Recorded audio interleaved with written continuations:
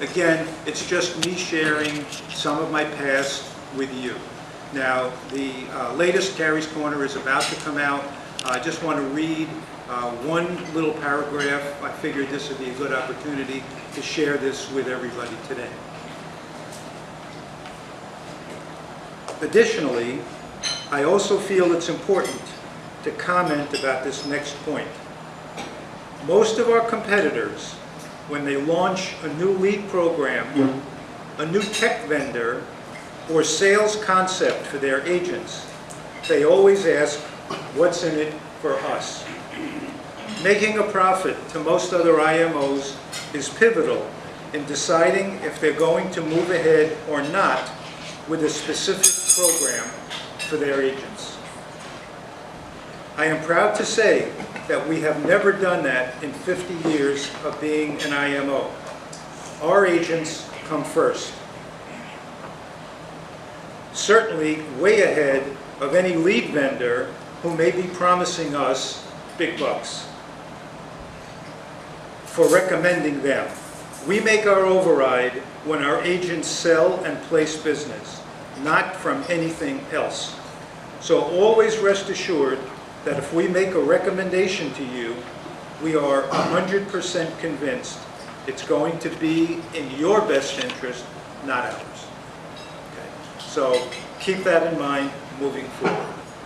Okay? With that said, again, I want to thank each and every one of you for taking the time out of your day, sharing this time with us. We are very, very privileged to have American General with us today, both live, Eric Tompkins, our AIG Vice President, and Zoom with Joe Ross, who is the most incredible trainer you'll ever see. If you haven't seen him at our expo, he is amazing and you will love him today. Okay? So keep that in mind. And again, thank you all so much. With that, Bill, come on. Okay. All right.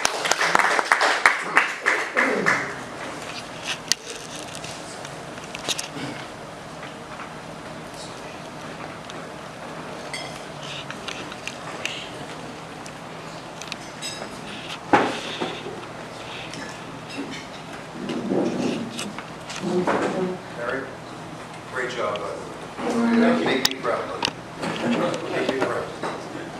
No, you know we wouldn't be. So it has the same impact on you that it had with me. And I think that's what life is all about, to learn every single day on the personal side and on the business side.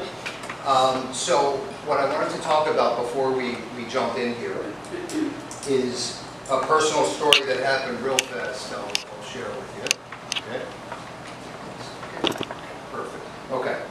So I go to a tech conference in California about, a week and a half ago, 5 to 7 days ago.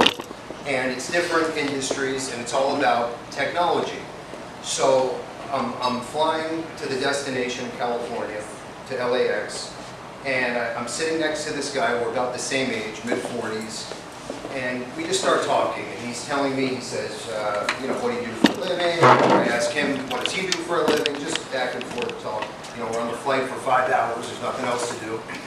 So he is a pharmaceutical, he was a pharmaceutical rep and then started his own company, wholesaling generic drugs to different pharmacies and I guess big supermarkets, and he said he's involved with Costco as well, whatever it is. He built a huge business. He lives on the Intercoastal in Fort Lauderdale, so obviously a very successful guy.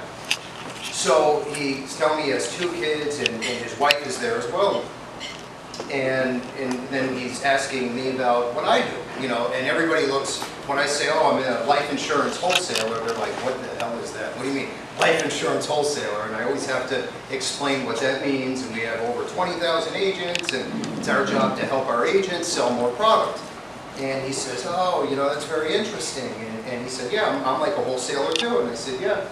And I said, he's telling me about his family, his 2 kids, blah, blah, blah. And he said, I just never really understood life insurance and the purpose. And he said, I'm in a position where I have a very large estate. He goes, my business is worth millions, and I have millions in the bank and investments and all this stuff, but I have zero life insurance. And I said, why? My family's going to get my entire estate if I pass. And I said, you're exactly right. But I said, well, by the way, I'm not a salesperson, right? It's a conflict of interest for me to sell. But of course, I'm going to defend what I believe in. This is my business. So anyway, so I put on my little sales hat, and his name is Jeff. And I said, Jeff, I said, you know, it's not the point of your family getting your estate if you pass. I said, wouldn't it be a shame to give up 30, 40, 50% of your estate when and if you pass, right, to Uncle Sam because of death tax, estate taxes, and who knows what's going to be in play at that time. And he looked at me and he was like, God, you know, I never thought of it like that. And I said, yeah, I said, Jeff, this is a fact. I'm surprised your CPA, your financial advisor, never brought this up to you. And he goes, Bill, you know, I don't have a financial advisor. And he goes, my CPA is my good friend, and we never speak about this. And I was like, Jeff, you need life insurance. I was like, this is a no-brainer. Anyway, long story short, I pulled the app up. He's like, what does it cost? I said, you can get a few million a term. I said, you're a healthy guy for maybe a few hundred a month. It's not a big deal. He says, Bill, this is unbelievable. I had no idea. He goes, and what do I have to take an exam and have someone come to the house? I said, Jeff, these days you don't even have to do that. If there's no red flags, clean underwriting, you can get up to 3, 4, 5 million with a phone interview. But what made me start to think was, you know, I'm not even an insurance salesperson, right? I'm a wholesaler. And it's my job to teach, train, coach all of our agents, educate, service, right, all the above. And I started thinking about this, and I was like, God, here's a successful guy, mid-40s. How does he not have any clue about life insurance? You know, his homeowner's policy is 80 grand a year. I mean, he spends a fortune in insurance premium, but the most important part of it he doesn't have, which is asinine to me. It's crazy. So anyway, what I wanted to speak about real quick is you all know the basics, right? Some of you have been doing this longer than others, which is great. Some of you know all the details with an IUL and all the moving parts, which is wonderful. But I guess my point is, if you know this much, right, you're an insurance genius, like Josh Hoffman in our office, right? Josh is a whiz. Or if you're in year 1 or 2, right, you just started and all you really know about is term and perm, that's fine too. If you don't have anyone to share the story to, it's going to do you no good. It doesn't matter.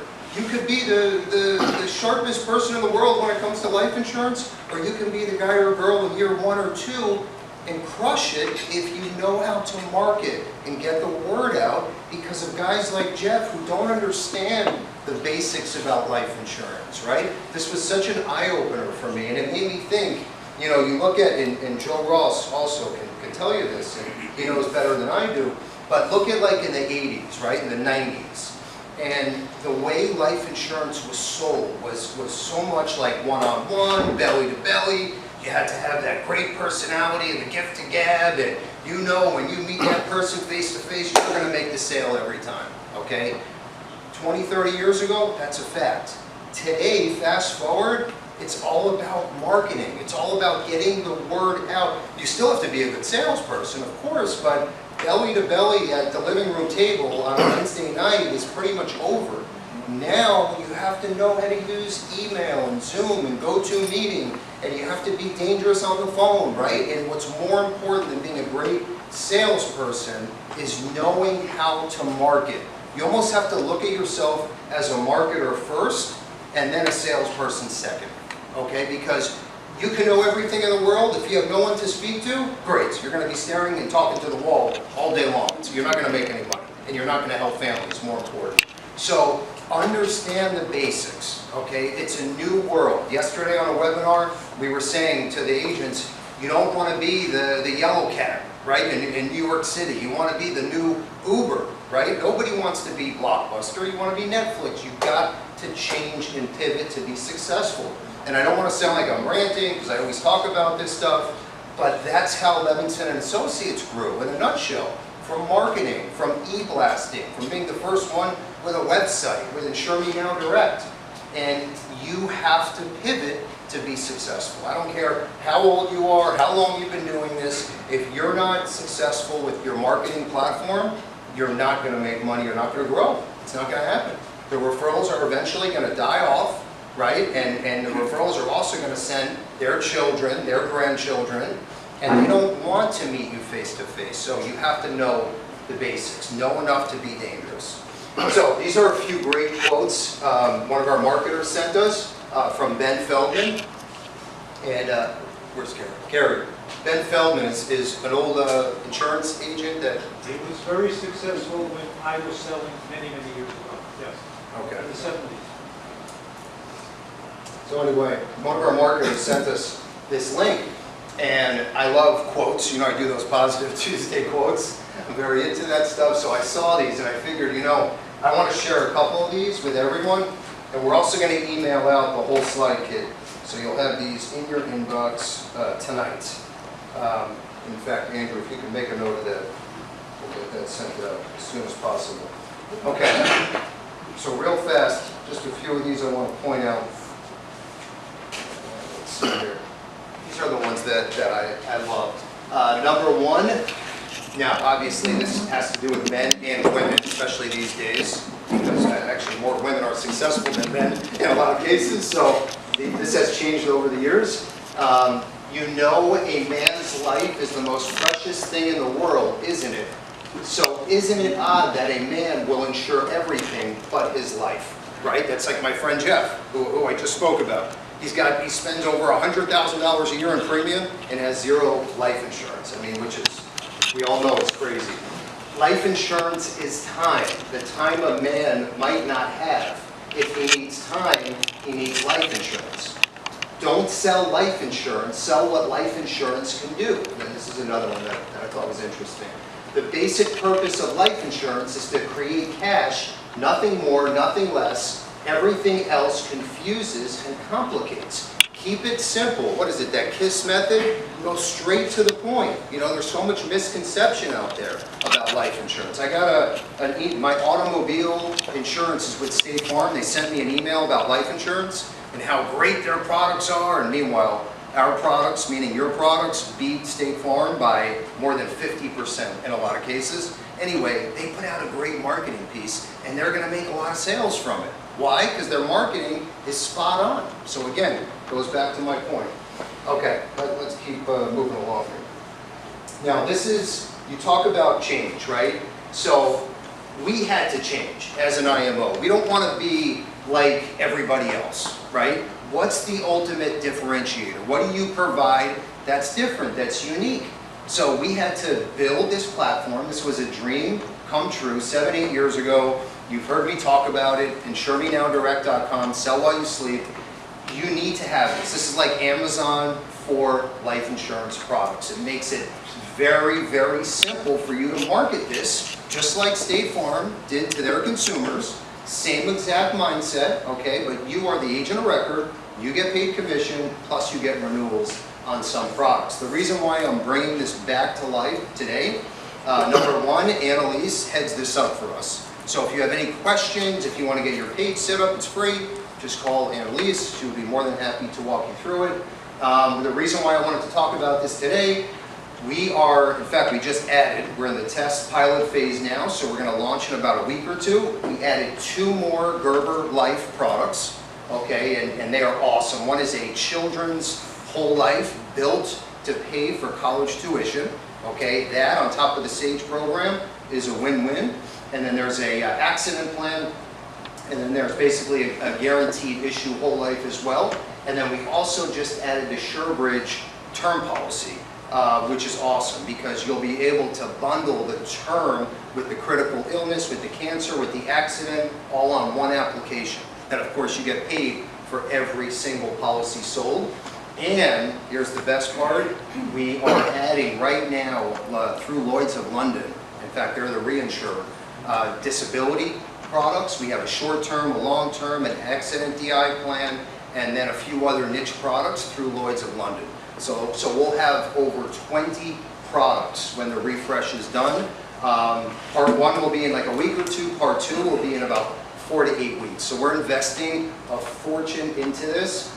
And the reason why, again, our agents have to go out there, right, go out to war with something different, with tools in your toolbox that no one else has, because of that client that you have that's 86 years old, that just referred, you know, his children and then their grandchildren, and they want to go on your website. They don't want to meet you face to face. So you have to be able to cater to the 17-year-old, the 40-year-old, the 60-year-old, and the 90-year-old. You have to have something for everybody. If they want to be communicated by a text message, you better learn how to text, right? I mean, if they want a DM and you don't know what DM means, you got to get with the times. DM is direct message through Facebook or social media. So just know the basics. You don't have to be Bill Gates, like Carrie. Carrie's our internal Bill Gates. But my point is, just know enough to be dangerous. It's very important. We're investing in this for a reason. It's free for you all, and you should be taking advantage of this. Okay, our newest lead programs. Now, this is a really big deal right now because, number one, you can save about 20 to 30%. Number two, we lowered the minimums because of our relationship with the vendor. So real fast, let's go over this. All right, so in the past, great leads were typically in the mortgage protection sector, final expense, not anymore. Okay, and that's what I love about the left side. These are $1 million no exam life leads. They're exclusive, okay, and you can choose if you want local version within 50 miles of you. So if you want to meet people face to face, or you can go statewide. And you can save some money if you want to go statewide versus the local option. So here, let's just go over this quickly. So these are $1 million, no exam, life insurance leads. It could be IUL, mortgage protection, doesn't make a difference. It's all up to you, how you pivot. Levinson agents get co-op pricing, $40 for the local lead, $30 for the statewide lead. Now, this is the big part. Only 10 minimum, it's a 10 lead minimum order for local, 20 is the minimum for statewide. Integrates with our Ringy CRM tool. That's awesome. These are not telemarketed, okay, by a foreign call center. They're social media leads. They're mainly from Facebook, and the leads are sent to you in real-time fashion. Now, here's what's cool. If you have the Ringy CRM tool, and then let's say you purchase your first order of 10 leads, whatever it is, on a Friday afternoon, what happens is, let's say you go on vacation, Saturday and Sunday, you're back in the office Monday. By the time you get back in the office, these 10 leads are integrated into your Ringy CRM tool, so they get automatically, over the weekend, they're going to get a text message and an email from you, on behalf of you, reaching out to each lead, setting up the appointment. And then the consumer can click what day and time is best for the appointment or for the call that you're going to schedule with the prospect. It will do everything for you. It's amazing. Yes? Rosie's using the app right now. You're talking about Ringy. She's on there responding to texts that she's getting on Ringy for her clients. She just showed as you're talking. I love it. I love it. Just wanted to tell you. Thank you, Rosie. Rosie, can you come up here for a second, please? No, we appreciate it. Thank you. No, she's using the features. In fact, I'm going to show you, we did this wasn't set up, by the way. In fact, I just saw Rosie for the first time. We go to these vendors, we make sure we try to do our best due diligence and negotiate these prices based on 21,000 agents. So there's a big discount here that you should be leveraging. We don't make a penny on this. We make a penny when you write a case, obviously. So I want to make sure everybody writes a lot of business, and that's how we make our money, as you know. Okay, so a couple other things real fast. So the leads are integrated into Ringy, and what's so neat, so this same exact vendor, who we've been having a lot of great luck with, just came out with final expense leads as well. And here's what I like about the final expense. Same exact option with the local version. So let's see here. Local is within 50 miles, and then statewide, and they're $25 per lead. Minimum lead order is 20 normally for you all. It's 15. So the entry fee is very low. Let's see, what else did I want to talk about here? So same exact, these are also generated from Facebook and social media leads. So again, final expense on this side, and then the $1 million no exam life leads on this side. Okay. All right, so mailers. I don't know if you heard, paper costs have gone way up, postage has gone up, everything's gone up, I feel like recently, it's crazy. But whatever, the mailers, we negotiated another discounted price, so here's what's neat about the mailers. On the left side, we have mortgage protection, right side, we have an annuity or financial services lead now. So here's how it works. So the normal price, $700. Our agents pay $550 per 1,000. Postage paid. The return address goes back to you. So every lead goes back to you. You don't have to depend on a vendor to get your leads. What they're seeing right now is about a 2% return, okay, depending on what area you're buying the mailers in, obviously. You don't want to go to the flooded areas. You want to stick to the more rural areas when purchasing the mailers, but these are definitely worth a shot. We just had our agent Rich in Jacksonville that bought 5,000 annuity mailers, and so far it's looking great. So I'm going to keep my eyes on him. Yeah. Is there any way that you could change some of the verbiage so that you can have the mailer, have them respond and it goes automatically into your ringing, or could you put like a QR code so that they could? Great question. Yes. So Cheryl, she's the vendor. She's the one that runs the company. She can create actually a custom mailer and add things in there like a QR code, website, email. Absolutely.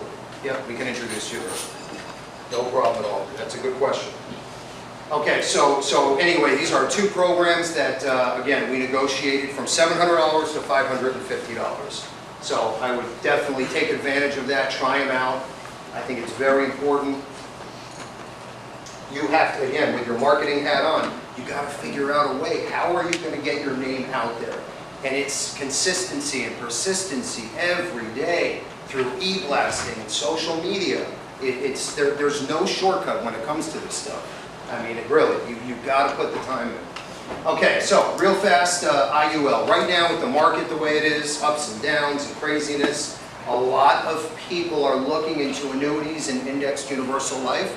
And you are the point person, you are the educator, right? We saw what happened with Jeff on the plane a week ago. You have to teach these people. So if you know enough to be dangerous, okay, and you're comfortable, you will pivot and make sales. We had a big IUL sale from the mortgage protection lead that wound up being a monster for Ian in California. So it's all up to you. You have to open the door, and then obviously it's up to you pivoting and taking them in the direction they need to go in. This is a great indexed UL sales platform for you and the consumer. It's a presentation system. It allows you to sit down with your client or do it virtually through a Zoom or GoToMeeting.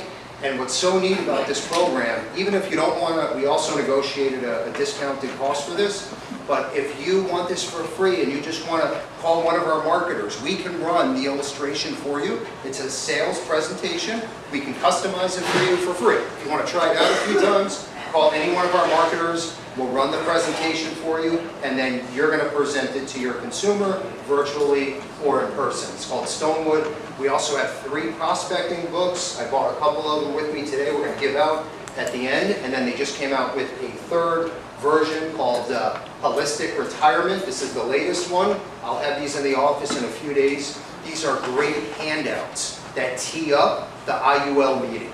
Okay, and it explains IUL in layman's terms. By the time your consumer is done reading it, they want to make an appointment with you. I'm not saying they want to buy it, but they're going to want to talk more about the product. And then it's up to you, of course. So that's the 3rd version. And if you want to buy these, I think our cost is like $7, $6. So, and then we also give them out for free if you're on the webinars and stuff. But we'll have these in about a week. So that's our 3rd version. I'm excited about that.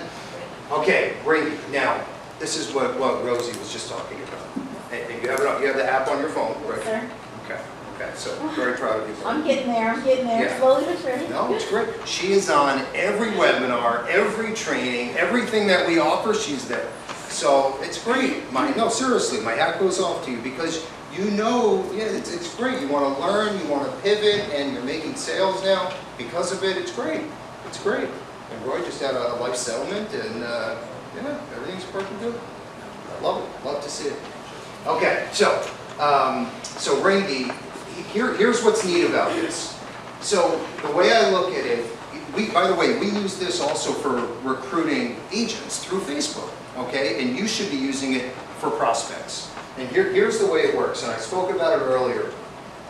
The way I would look at this is take all of your clients, prospects, neighbors, friends, anybody you know, put them in this big bucket, okay? If it's 100 people or 1,000 people, it doesn't matter.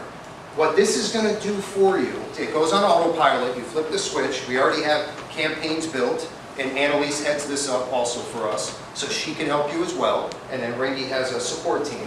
But the way this works, you take your bucket of prospects, and this is basically going to ping every single person in your network, and it's going to talk about indexed UL, mortgage protection, final expense, or just, hey, when do you want to talk about life insurance, or do you have the need for life insurance? Click on my calendar below, and you can customize it. It's going to hit them with a text message, an email, even a phone call if you press the button, all from you on your behalf on autopilot. So basically, it's going to take everyone in your network and hit them from every direction until they reply to you and say, Bill, I want to talk Thursday, 2 p.m. Does that work for you? You click accept on your cell phone through the app or on your computer, and now you have a new life insurance meeting. Done. And half the time, you don't even know who you're talking to. But it's someone in your network that wants to talk about life insurance. Is that a bad thing? You have to use this. We use it. Just think about this. Just shift for a second. We take all of our agent leads from across the country, we put them in here, right? The ones that got so excited on Wednesday, Bill, I want to get signed up, I want to get started. By the time Thursday came, they forgot who we were, okay? So we put them in here, and guess what? Annalise, what roughly the percentage of agents we put in here, how many reply to a ringy message that say, I want to talk on Thursday at 2 or whatever? What's it about? 20%, 30, 10%, roughly. 15 to 30, I think. It depends. On the first message, it'll be around 15. On around the third message, it'll be closer to 30, 40. There you go. Yeah, it's unbelievable. I'm telling you. And that's agents. You are going after consumers.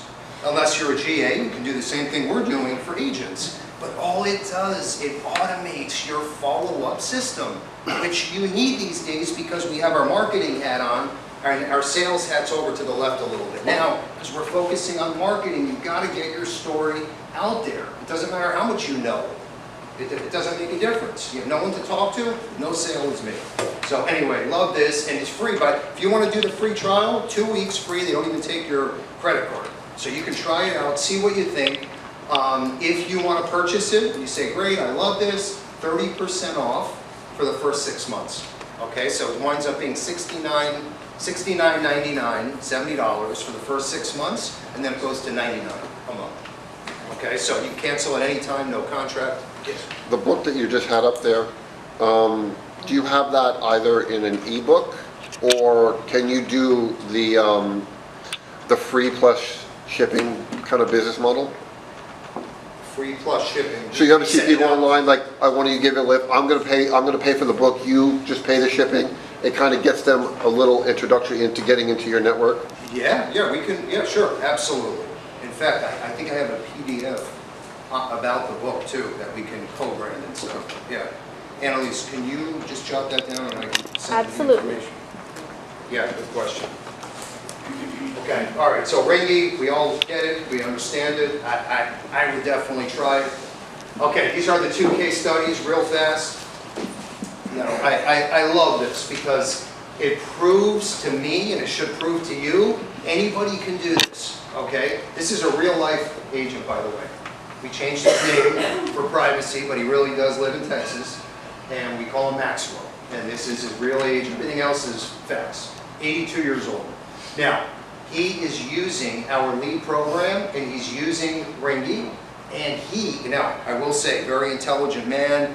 He wrote a book, very persistent, very consistent. He was at our expo. You probably ran into him or know who I'm talking about. He just, and I know I spoke about it last meeting, he just placed his largest case ever and Levinson's largest case ever through Ringy, okay, so generated through Ringy, 1.32 million of annual target premium.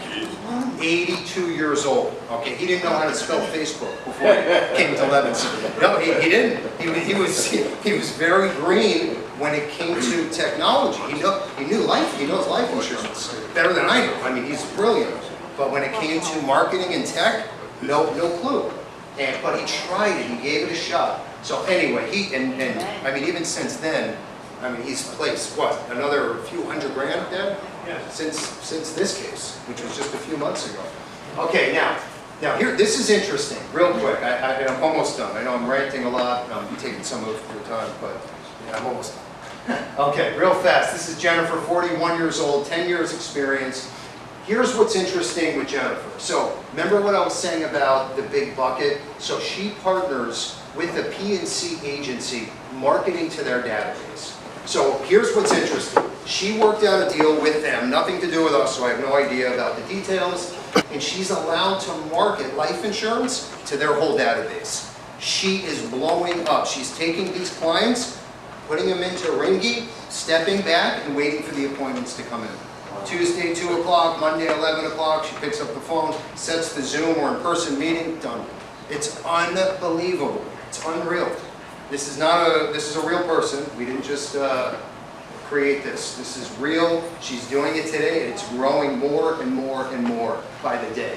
So again, over 1,000 prospects, 14 appointments in the first week using Ringy, because it's the numbers game, and you don't have time to call 1,000 people. Let's be honest, you're not going to sit there. You're going to put everything into Ringy, put it on the autopilot, sit back, wait for the appointments.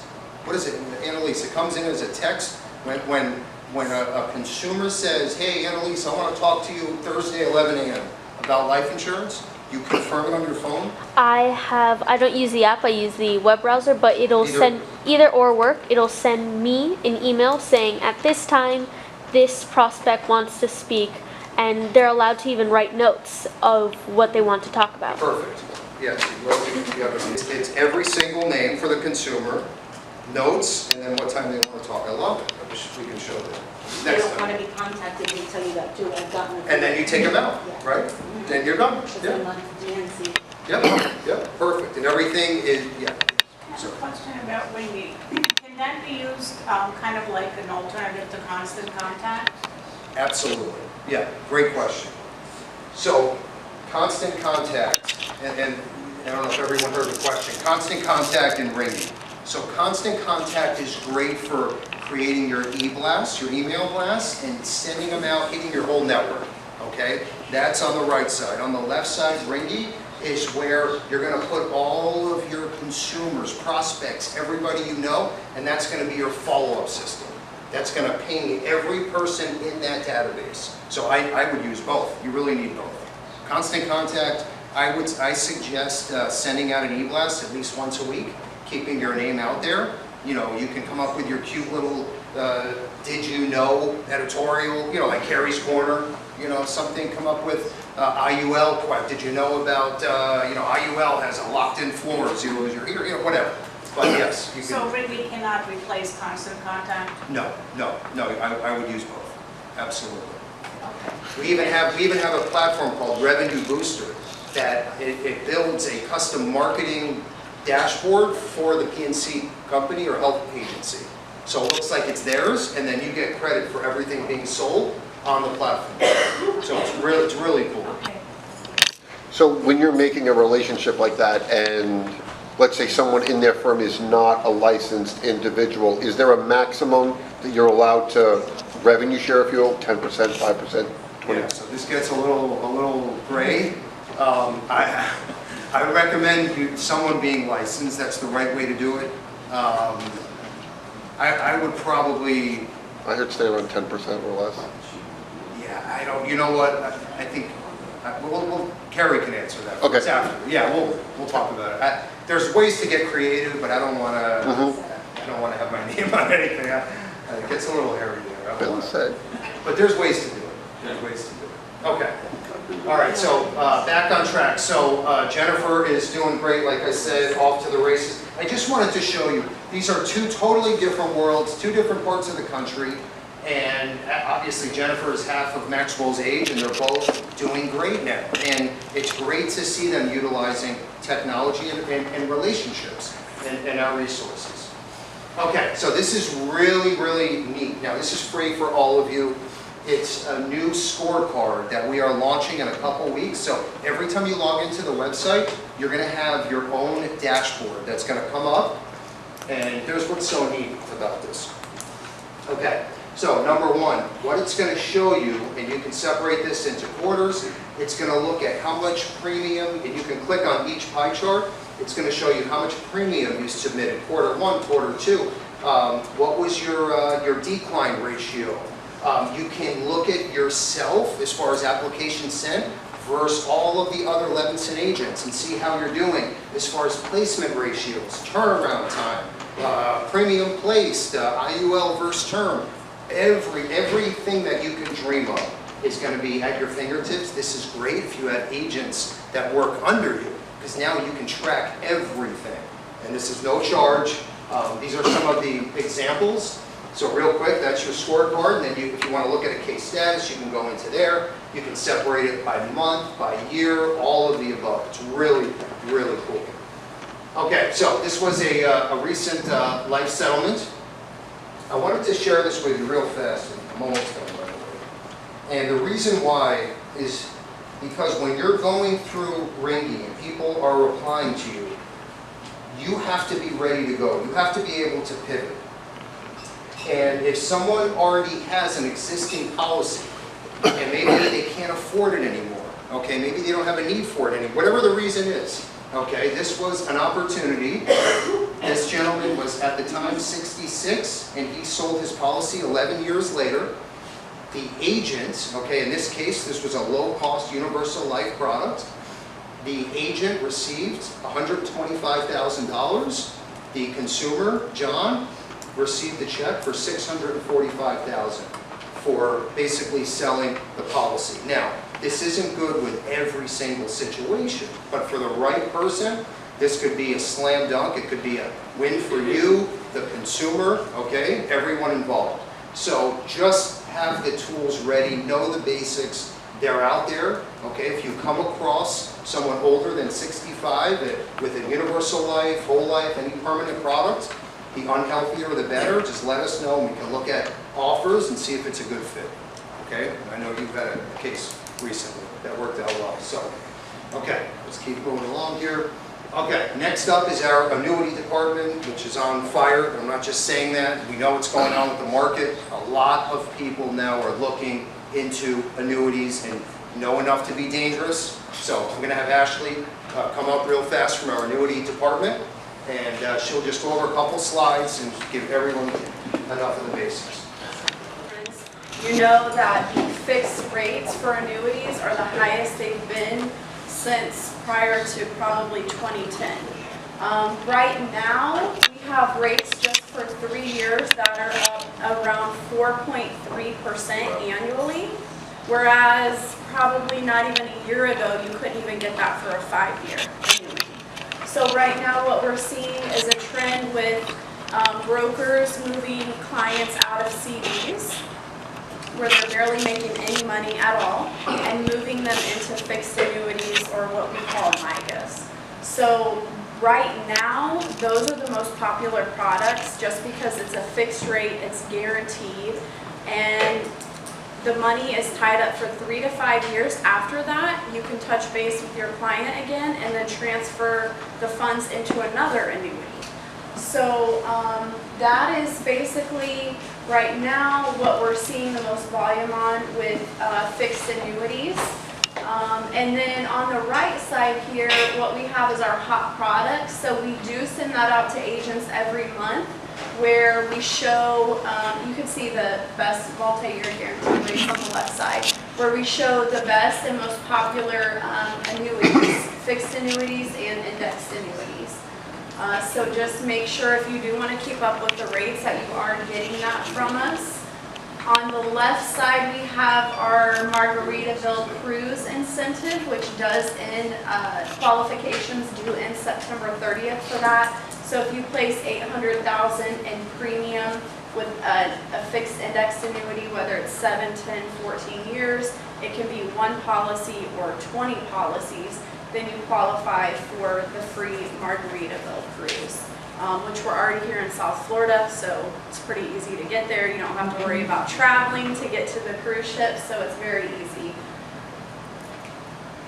And then next, we do have our own annuity platform for all agents. It's free. A lot of other IMOs actually charge their agents to utilize a platform like this. You can go on our site any day, anytime you want. You can see our top MIGA rates. You can see upcoming rate changes. And then you can also search for specific types of annuities. So whether your client has $10,000, they want to lock up their money for 10 years, 5 years, you can narrow down that search and find exactly what you're looking for. So it will show caps, participation rates. If you're just looking for a fixed product, you can see all of that on there. You can also request a quote on there as well. The reason why we don't allow it to run quotes for our agents is because there are certain products that are only approved in specific states. So we just want to make sure we work with you one-on-one to make sure that your client gets the best product that fits their needs, whether it's for retirement income or just something for accumulation. And then also every Monday we do send out the current rates, the top rates for the week. So we just want to make sure all of our agents are getting that as well. So if anybody has any questions on the annuity side, you can feel free to reach out to myself or Josh Hoffman. The UL books and the IUL books we were talking about, everything, the Snowwood platform is in that top left corner through our website. On this microsite right here, we have living benefits. Everything living benefit related is in this section. Cheat sheets, all of the carriers and products that offer, then limits, ages, everything. So it's very, very simple. Top right corner, no exam life insurance cheat sheet. So when you're working your leads, you'll see all the limits. We're having cases done now for people in their 40s, 50s, $3, $4, $5 million approved in a week, preferred best. We've never seen that before. So you need to know what are the go-tos. So this little cheat sheet right here, the no exam life, will give you everything you need to know. Now, underwriting. This is a big deal. This is the bottom right corner, underwriting platform. So available on your phone. We have an app or through your desktop or laptop. This is a brand new tool we just launched called Egenius Underwriter. And you put in as little or as much info that you have about a consumer, if they're overweight, blood pressure meds, cholesterol meds, whatever it is in real time. It's going to show you on the right side the carrier, product, health class, and premium that's best for the person with those health conditions. And it does it in seconds. It's amazing. It's called Egenius Underwriter, and this is all free stuff for you. So just leverage this, and I know it's a lot. When you go to the website, your mind spins, but we try to lay it all out for you in a very easy fashion. If you need help, call our marketers. Yeah, yes. I have a question. What is the difference with the X-ray is still like Great question. to me versus this one? Like, Great question. should we now transfer and start learning this one? Because I was in the webinar when Yeah. he spoke like what, 3-4 weeks ago or something? Yeah, But it was Rosie's a question lot. was, what's the difference between X-ray and the new Egenius Underwriter? And it's a great question. It could be a little confusing, and there's some overlap. So here's the difference. Very, very easy. Just think about it like this. If it's a health condition that's pretty simple, like they're on a few meds, overweight, where we don't have to attach like medical records, you know, where it's pretty straightforward, Egenius Underwriter is the way to go. It's just a button and a link. And it tells you instantly where to go for a person with that health condition. Very easy. If it's someone with, let's say, diabetes, a child onset, we have to attach records and forms, then go to X-ray. That's the more detailed outlook for the client. So you have X-ray and Egenius Underwriter. But that's how I would look at it. Thank you.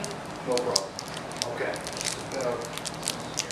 Okay, all right, the podcast, Bill Levinson Experience. Our next guest speaker is a very, very successful professional woman that crushes it. I wanted to interview her for an hour and put on my agent hat. So that's going to be launching within the next probably 2 to 3 weeks. But I think we can all learn from this woman.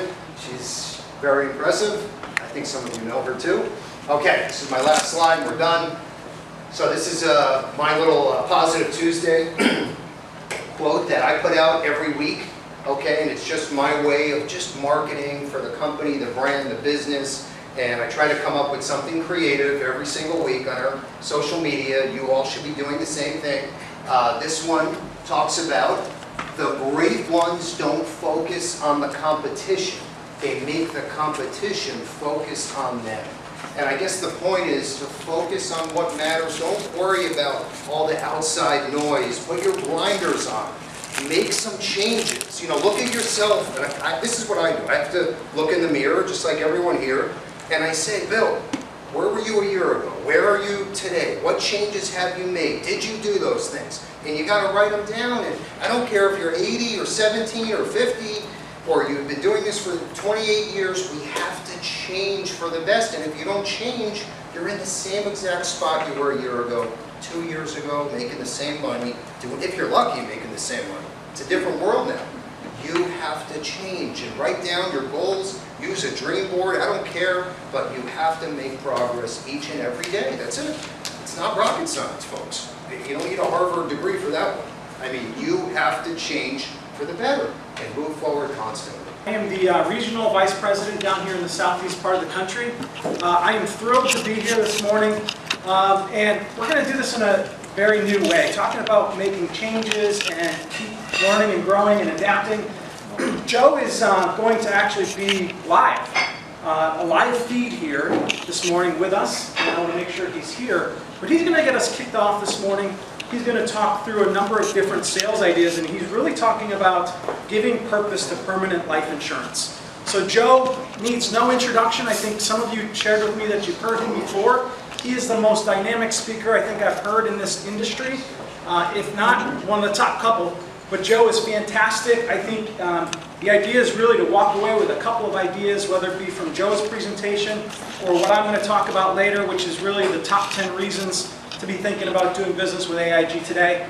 So it'll be Joe first. He's going to probably go for just about an hour, maybe a little under. If Joe is there and ready, I will kick it over to him. Let's go ahead and dig into our content for today. Here you can see my friend and colleague Eric, who's helping on your end. You've got a real life picture of him there. Here you got my mug as well. We got the topic I brought with me today is there's really two parts to this conversation. One is giving purpose to permanent life insurance. And the reason this conversation needs to be repeated over and over and seen again and again is because there's so many agents that find it easy to sell term life insurance. But when a client says, why would I need permanent life insurance? Why do I need life insurance after I'm retired? Why would I need that? A lot of life insurance agents don't have a good answer. In fact, just between us, I've known so many agents who their primary reason for selling permanent life insurance is simply because it generates more commissions to them. That's probably not a very good story for your client. Say, you want to have permanent life insurance because I'm going to make more money, right? So I'm going to give you a story here today. It's a story that around the circles of AIG, we call it the butterfly chart. It doesn't sound like it has anything to do with life insurance, but as you watch the story unfold, you'll see that the shape of the diagram that you would draw on a legal pad or a flip chart or a white marker board or a cocktail napkin at lunch or breakfast, that it ends up looking like the wings of a butterfly, and that's where it gets its name, the butterfly chart. So I'm going to walk you through the butterfly chart to help you have a story that gives purpose to permanent life insurance. And then I'm going to take that story one step further and say, once you've convinced your client that they need permanent life insurance as a part of their overall insurance portfolio, then buy indexed universal life. And I'm going to give you a story on the back of it that says, now that you need permanent, what kind of permanent should you get? Here's an indexed universal life story that shows you why I would recommend you consider indexed universal life. So we've got a lot of fun to have in the next 45 minutes or so. Let's dive in and have a good time. And then, pop in if you have any questions along the way. Just let, one of the team members at Levinson Associates poke your hand up in the air. Tell them you have a question. They can interrupt me. Or if you want, you can jot your question down on a piece of paper and we can bring it up at the end and we'll address questions then. Whichever way works best for you. So let's dive in. So when I begin this story of what I call the butterfly chart, I call it technically the financial risk spectrum. And all I do is draw this simple diagram that you can see here. And I've got your pre-retirement years on the left, and I've got your years in retirement on the right. So there's two sides to this story. And when we're looking at these pre-retirement years, there are three big risks that clients typically face. And what's interesting about these risks, and the reason why term insurance is so popular, is that these three big risks that young people face tend to get smaller and smaller over time. Now, if you were visiting with a client and you asked them to tell you, if for some reason you didn't make it home yesterday, that was your last breath, and now your family has to figure out how to move forward without you, what are the three most important things you would like to see happen in the next 10 to 20 years? If you're talking to a young couple with children under their roof and a roof over their head, the three things that commonly come up as the most important concerns they have that would be risks of being lost in the event they died unexpectedly. Be number one, they want to make sure their kids can go to college to get a good start on their careers. Number two, they want to be able to pay off their mortgage so that their family, in the absence of them earning an income that can pay the mortgage, if they can pay off that mortgage, the family could continue to live in that house for as long as they needed to, rather than perhaps having to sell that house and move into maybe a small apartment, maybe in a neighborhood that they don't really envy. Instead, be able to stay in that house for as long as they want. And then thirdly, income replacement, because they have all these dreams, hopes, and aspirations for their family.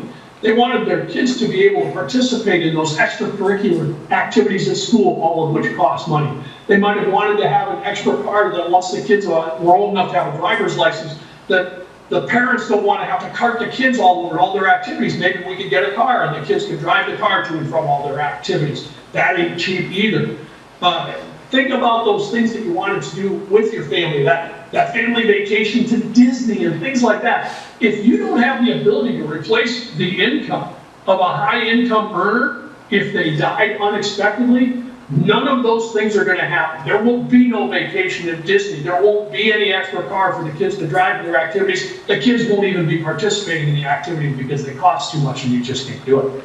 So these are the three things that most people will say are their most, there are other concerns too, but these are the ones that people say. These are my most pressing concerns that if I died unexpectedly, I would like to make sure that my family still got to go to college, live in the house, and enjoy the lifestyle that they've come to and know as part of our family.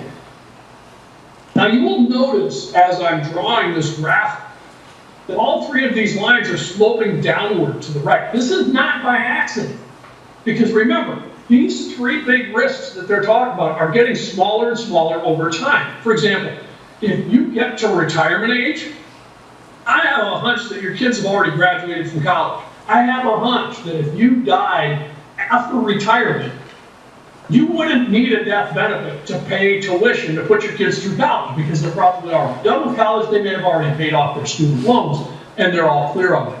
If you did your mortgage correctly, it's paid down to a lower amount, might even be paid off by the time you retire. So that risk is gone. If you died unexpectedly, your mortgage is paid off, you don't have to worry about it. And by the very nature of the definition of retirement means you're not working anymore. If you're not working anymore, you have no work income, which means you have no income. You don't have negative returns in indexed annuities and indexed life insurance policies.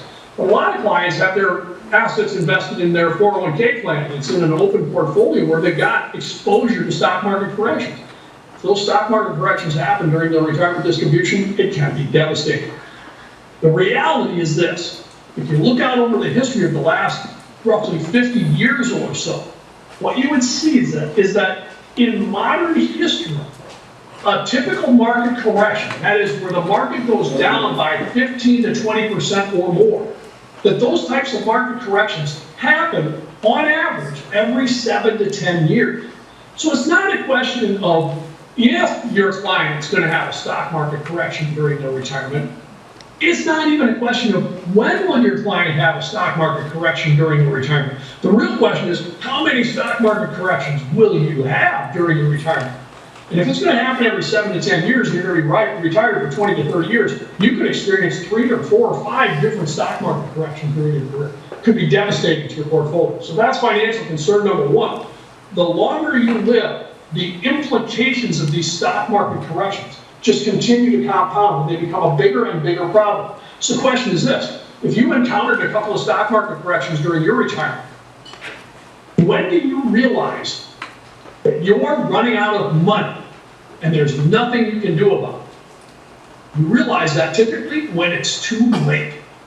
And that's what happens to most people when they find out, I'm going to have to sell everything I own and move into my kid's basement because I can't afford to live by myself anymore because of issues like this. What's another issue? Homeownership expenses. Now, when I talk about homeownership expenses, I'm talking about some of the big stuff. So if your client wants to stay in the house that they've been living in throughout their retirement, consider the fact that if they've been in their house already for a couple of years, and they're going to live in that house for another 20 or 30 years, they're going to incur some significant expenses, which would include things like replacing the roof, replacing furnaces, air conditioners, water heaters, replacing flooring, replacing windows. This stuff costs a small fortune. Any of you who've done any of this stuff to your house will know. I know in the last house I had, I just moved from Ohio to Denver 4 years ago, but in the house I had in Ohio, I was the original owner. I owned that house for 25 years. I poured almost $45,000 into that house on the 6 things that I just mentioned. That's unlike a stock market correction where the stock market goes down and it tends to come back up. You spend money on these homeownership expenses, that's money that goes away and never comes back. So that's a tough one. And that's going to happen to a lot of clients during their retirement years. Although interest rates are coming up, we're still in a very low interest rate environment. So the money people were expecting to get as interest off of their bond income, you know, they're making that transition in retirement away from stocks and towards bonds for safety's sake from an investment perspective. But those bonds just aren't producing enough income from the interest rates being so low for them to live on. So what do? They take all the interest out from that year. It's not enough, so they liquidate some of the bond portfolio. What does that mean? It means next year there's less money in the bond portfolio to generate interest, which means they don't have even less interest income the next year, which means they liquidate even more of their bond portfolio. And now that portfolio is just going down, down, down. What's another one? If you ask the clients, which way do you expect tax rates to go in the future? Do you think they're going to go up? Do you think they're going to go down? Or do you think they're going to stay about the same? Everybody I've asked that question for the last 10 years has said, I'm expecting tax rates to go up. If the majority of your retirement savings is wound up inside of your 401k plan that you retired and rolled over to an IRA, 100% of those distributions are fully taxable. And if you incur an increasing tax rate, what does that mean to you? It doesn't mean that you're going to live on less money because the tax rates went up, because your expenses didn't go down. You still need the same amount of money. So what does it mean? It means you have to withdraw even more from your portfolio so that you can pay the higher taxes and still have leftover money you need to pay the expenses that did not go down. And you can see the problem that that would create. Now, let me ask you something. Do you think you have clients that in retirement are only going to experience stock market corrections and none of the other 3?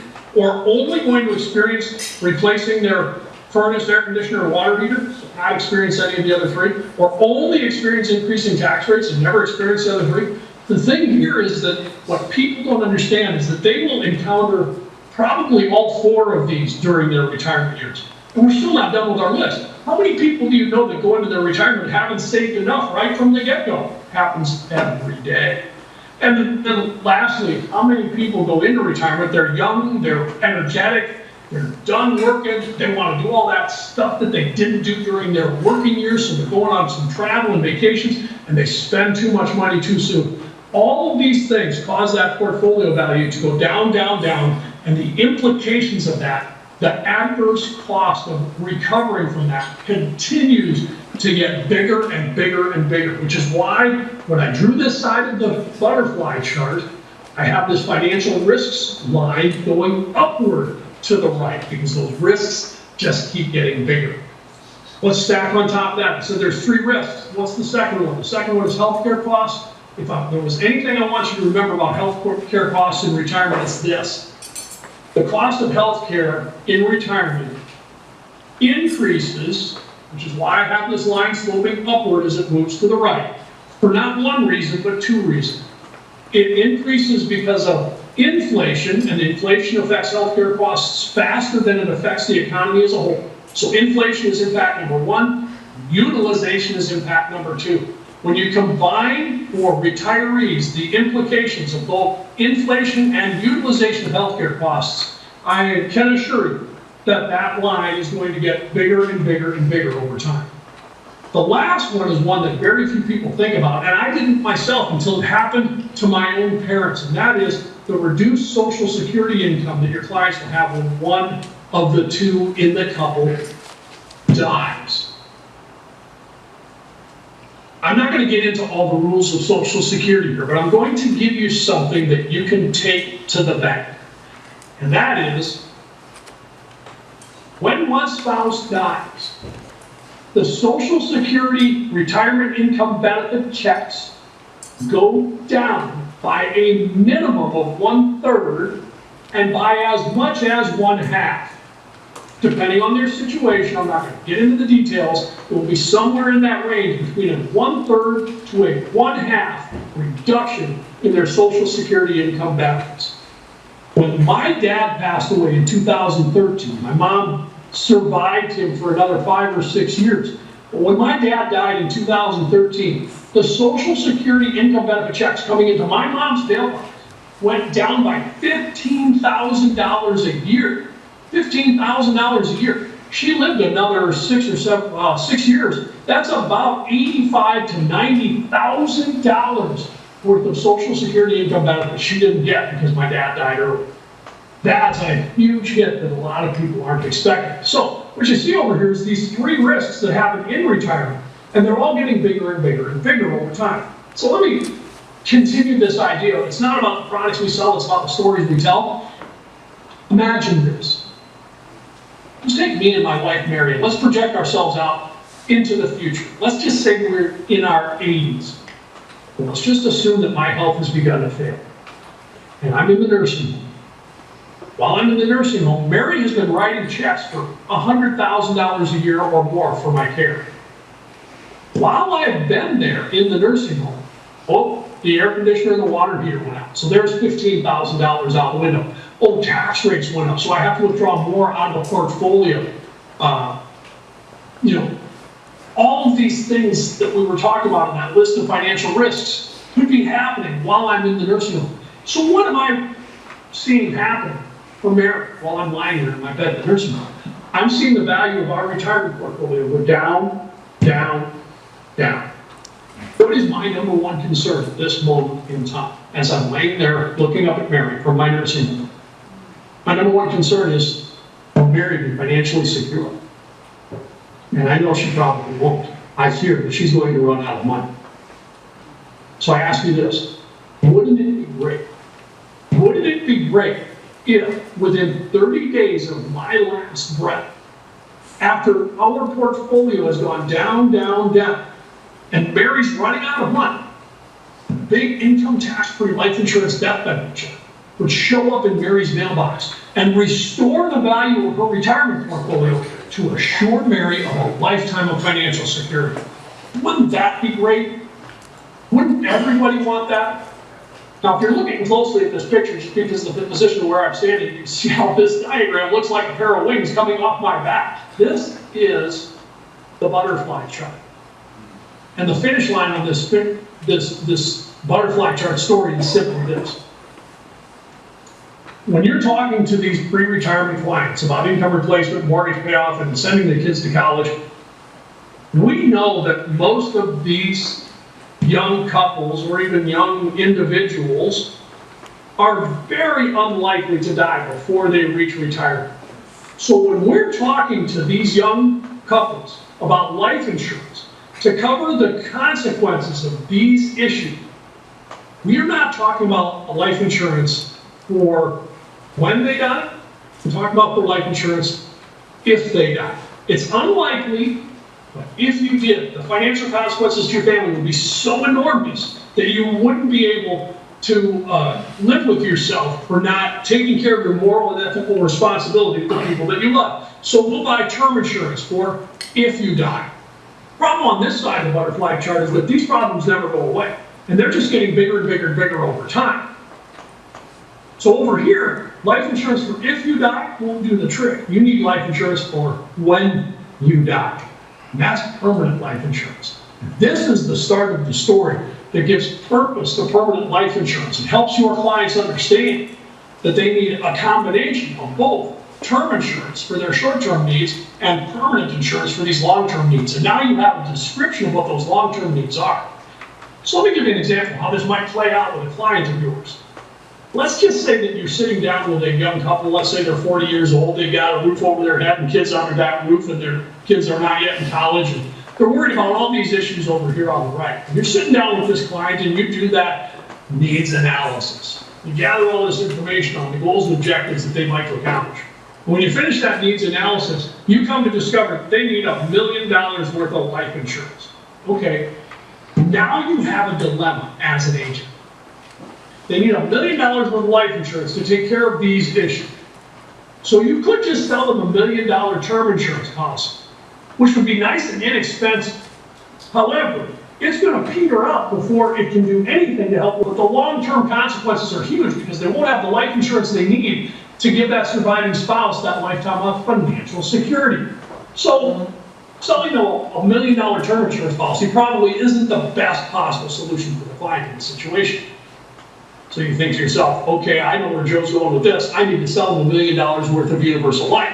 But when you sit down with that 40-year-old couple and price out $1 million worth of universal life, they're going to say, hey, you know, the good news is you're covering my long-term and my short-term financial concerns, but I can't afford $1 million worth of indexed universal life. And so you have a dilemma. If you choose either policy, it has advantages and disadvantages. How can you do something else? Here's what I would suggest. If you've read the book, The 7 Habits of Highly Successful People, you remember that one of the habits, success habit number 2, is begin with the end in mind. That's what I like to do in this, to wrap up this butterfly chart conversation. What I'll do is I'll draw a little line underneath like this, and I'll say, look, here's what we need to do. Let me ask you a question. When you're out here in your retirement years, and if you die and left your spouse behind, how much money would you like to have in that portfolio to assure your surviving spouse that they'll have a lifetime of financial security? Give me a number. Generally speaking, the people I talk to come in and depending on the lifestyle they live and the resources they have, the answer I get is typically between $100,000 and $500,000. Let's say, for example, I asked this client, how much money would you like your surviving spouse to have to be financially secure for the rest of their life? And let's assume they told me $400,000. Okay, what I'm going to do is buy a $400,000 permanent life insurance policy that lasts for the rest of their life. It'll be there when they die, so that if they don't have enough financial resources, that life insurance death benefit will be there to restore the value of their portfolio. In fact, if I snap on one of those nifty long-term care or chronic illness riders, I might be able to tap into that policy even while they're alive to pay for health care costs. And then when they die, the rest of that remaining death benefit can go to the portfolio to assure them of a lifetime of financial security. Cool, okay, so I've taken care of $400,000 of my $1 million problem, but I've still got $600,000 to go. How do I make sure you have $1 million of death benefit to take care of these 3 issues that you're concerned about? I'm going to make up the balance with a $600,000 term insurance policy.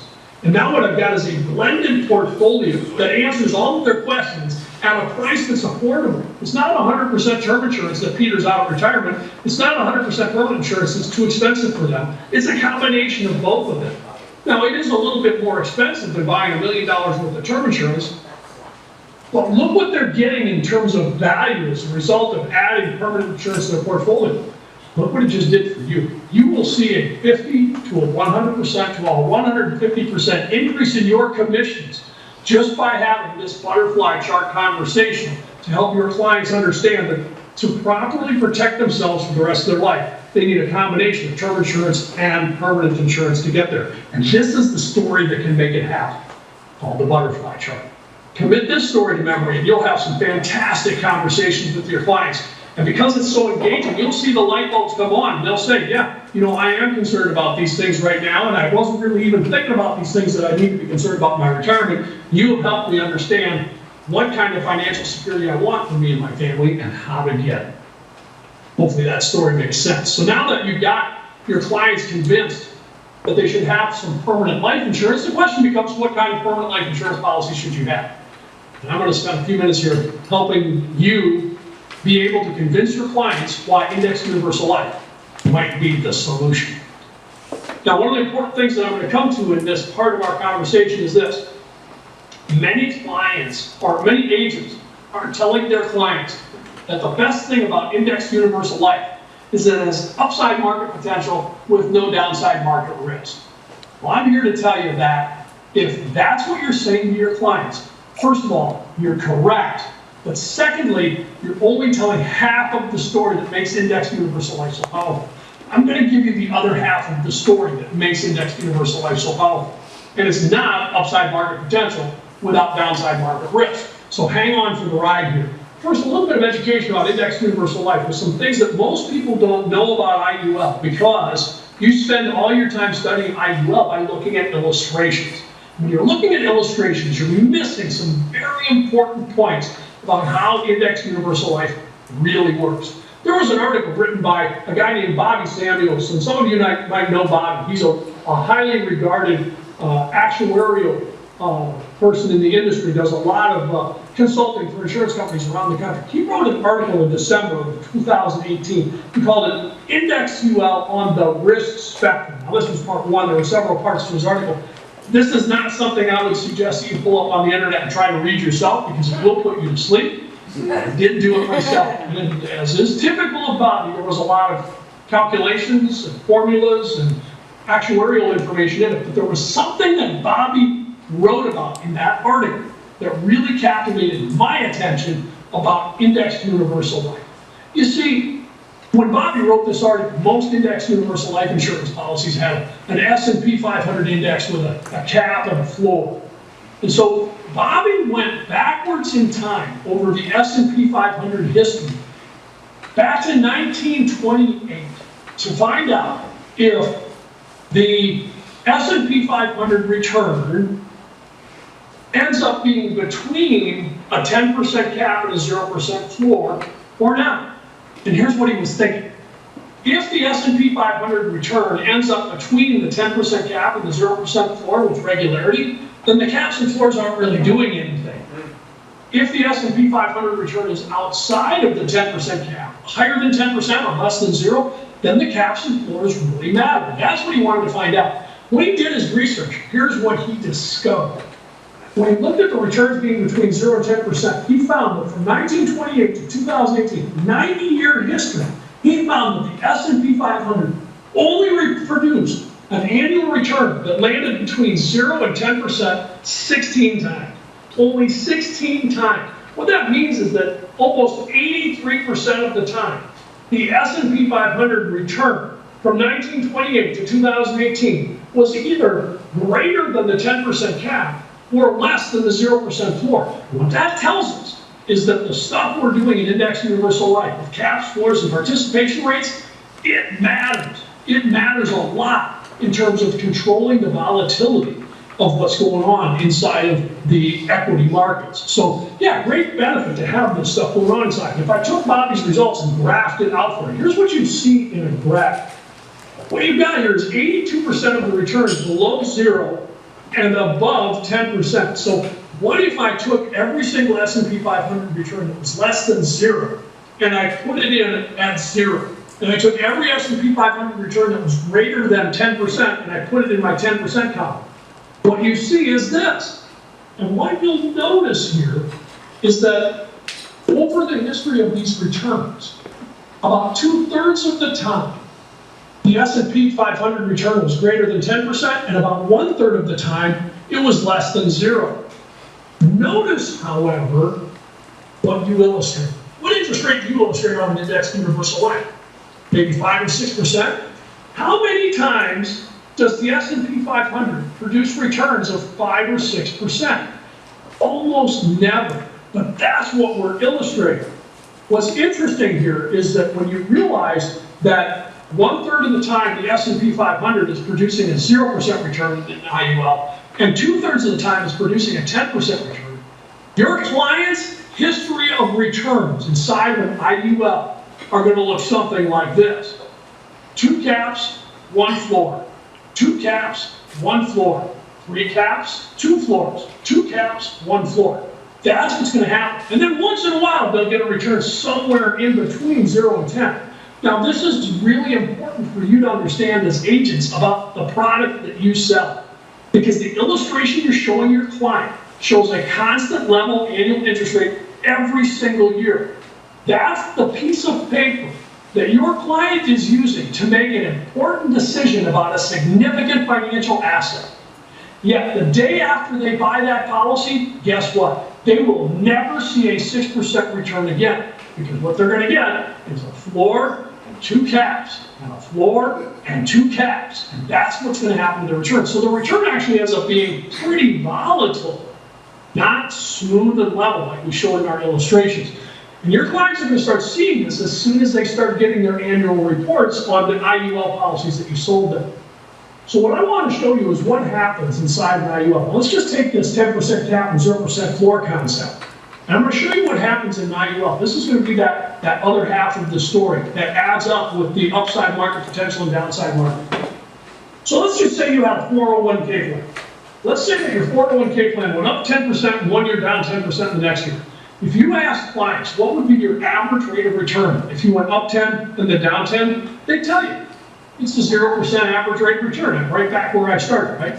So those clients think that if they had a 10% up year, followed by a 10% down year, followed by a 10% up year, followed by a 10% down year, every year for 10 years, their thinking is that their average rate of return is 0%. And mathematically, they're correct. So they think that if they started out with $100,000, went up 10%, then down 10%, up 10%, down 10%, that at the end of 10 years, they're going to end up right where they started with $100,000 because their average rate of return is 0%. Now, mathematically, they're right. It is an average return of 0%. But that isn't what happens. This isn't the graph they actually get. Because we happen to know that if the market goes down 10%, like for instance, if you had $100,000 in your portfolio and it went down 10%, it's now down to $90,000. If it went up 10%, what's 10% of $90,000? That's right, it's only $9,000. So it only goes up $9,000, which means it doesn't get back up to its previous $100,000 mark. And so what that produces is a downward drift in the value of a portfolio. Even though your average rate of return is 0% mathematically, if the market went up 10, down 10, up 10, down 10 over a 10-year period of time, you would have ended up with about $95,000. Now you can draw this graph on a back of a business card or a cocktail napkin or a legal pad and help your clients to understand this. In a 0% average rate of return, they're going to lose 5% of their money. Now in this example, I started at $100,000 and I went up in the first year. I did have to see for my own benefit what would happen if I started at $100,000 and went down in the first year and then went up, down, up, down, up, down. Would there be a difference? And I had to check that out, so I did. Here you can see I started at $100,000, went down in the first year just to get back to $100,000. And the answer is that you would need more than an 11.5% return just to get back to $100,000. Now in the second year, you're going to be delighted if you got an 11.5% return on your portfolio. Who wouldn't be happy with that? But the reality is, you're right back where you started. You didn't even exceed where you previously were. So congratulations on your 11.5% return, but all that did was get you back up to break even. Now in financial circles, there's a name that we give to this period of time where your money's getting back to where it used to be. We call it the market recovery. And that recovery is the key to what's going to happen next when we talk about the other half of the story. What I'm going to do here is take the same up 10%, down 10% story, but I'm going to add a 10% cap with a 0% floor. So let's pretend that it's going up 10%, down 10%, but when it goes up 10%, it goes up 10%. When the market goes down 10%, we've got this 0% floor, and it's not going to go down. When that happens, you produce an entirely different graph that looks like this. So in the first year, when the market went up 10%, you went from $100,000 up to $110,000. In the second year, when the market went down 10% because of your 0% floor, you held steady. Here's the big question. In the third year, how much does the market have to go up in an IUL policy before you start getting credit to your policy? The answer is, if the market goes up at all, if the market goes up 1%, you're going to get 1% credited to your policy. So in the third year, when the market goes up 10% again, you go up 10% again. And that's what produces this upward drift instead of a downward drift. Now follow me on this. In the first days of index products, I was there, I was working for one of the life insurance companies that introduced one of the first index products in the country. This was back in the mid-1990s. The indexing strategy that we used on the original products was designed to give people upside market potential with no downside market risk. And that's what the products did. They were different than the products we have today. They gave upside market potential with no downside market risk, but we called them high watermark index products. Why did we call them high watermark index products? Let me show you why. Here's how they work. In the first year, when the market went up 10%, you would go up 10% in your high watermark index product. In the second year, in the background, what's really happening is that the market is going down 10% in the background. Now your value holds steady because you have a 0% floor, but behind the scenes, the market has just gone down 10%. In these high watermark index products that we had in the 1990s, it said that in the next year, this third year, when the market went up 10%, you did not get back to your previous high water mark of $110,000. Therefore, you got no additional credit to your account. Now, you still had upside market potential, and you still had no downside market risk. But the only way for you to experience upside market potential is that you had to wait for what? That's right. You had to wait for the market to recover. And only when the market fully recovered and went beyond its previous high water mark would you get credit to your account. This is how the original index products work. In year 4, when the market went down 10% again, what happened to you? You stayed the same because you had a 0% floor. In year 5, when it went back up 10%, notice you still haven't gotten back to your previous high water mark, so your value stayed frozen at $110,000. This is how the products work. They still gave you upside market potential with no downside market risk, but you had to wait for the market to recover. And if we continued that all the way up, you can see all the way through the 10th year, it did the same thing. Now here's where it gets interesting. At the end of the 10th year, in the high watermark strategy, you would have had $110,000. Remember what we said you would have had in your 401k plan? That's right, $95,000. If you had no caps and no floors, you get this orange line and you'd end up with $95,000.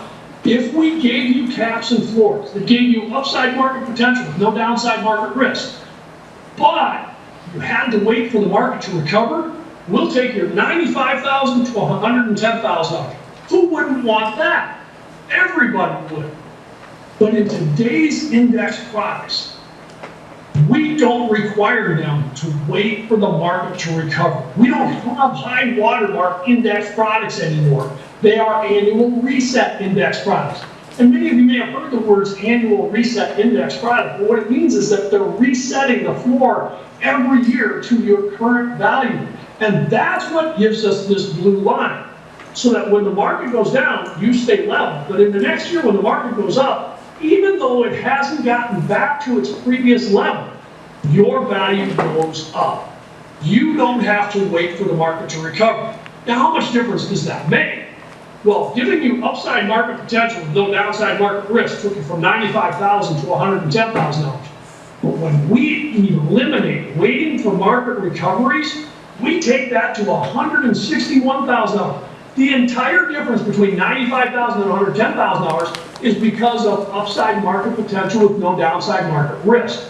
But the entire difference between $110,000 and $161,000 is because you didn't have to wait for the market to recover. This, ladies and gentlemen, is the second half of the story. If you're telling people that the power of Index Universal Life is that it has upside market potential, no downside market risk, you are correct. You're only telling half the story. The other half of the story that gives Index Universal Life its power, in fact gives it more power than upside market potential without downside market risk, is the fact that you don't have to wait for market recoveries. And look at the difference that makes by not waiting for market recoveries. So the fact that your client will never have a market correction in their Index Universal Life policy and the fact that they will never have to wait for the market to recover inside of their index universal life policy in combination is absolutely powerful. So as you're talking to your clients about index universal life, again, it's not about the products we sell, it's about the stories we tell. Help them to understand that once you've gone through the butterfly chart, and they realize that they really should have permanent life insurance as a portion of their overall life insurance portfolio. Help them to understand why index universal life is so powerful. And it's not just upside market potential and no downside market risk. That's only the first half of the story. Help them to also understand that they never have to wait for the market to recover in their index universal life policy. And when you put the two together, upside market potential with no downside risk and never waiting for the market to recover, that's when you go from 95,000 to 110,000 to 161,000, all in the exact same market conditions. And this is absolutely amazing, because if your client was in a 401k and went through ups and downs like this, they would have lost money. And if that money would have been in an index universal life, they would have made money just because of caps, floors, upside potential, no downside risk, and not waiting for the market to recover. So my closing thought on this, to bring this all in for a landing, is that you have to remember what you see is not always what you get. What I mean by that is when you go out to your client and show them an illustration that shows a level 6% return every year, that's what they're going to see, but that's not what they're going to get. When they actually buy an index universal life, they're going to get 2 caps, 1 floor, 2 caps, 1 floor. It's going to be a fairly volatile return. They'll probably never see a 6% return again for as long as they live. Help your clients to be prepared for the fact that they will have these kinds of returns in their index universal life, but that the power of the caps and the floors and not waiting for market recoveries helps index universal life to take advantage of these ups and downs in the markets, to deliver to them some return opportunities that they can't get anywhere else in America today. So this is a combination of giving purpose to permanent life insurance and some secrets about index universal life that many agents didn't know. The more you know, the more powerful you will be. As a final thought, what I like to say is, remember, memorialize, memorize, and conversationalize. It's not about the products we sell, it's about the stories we tell.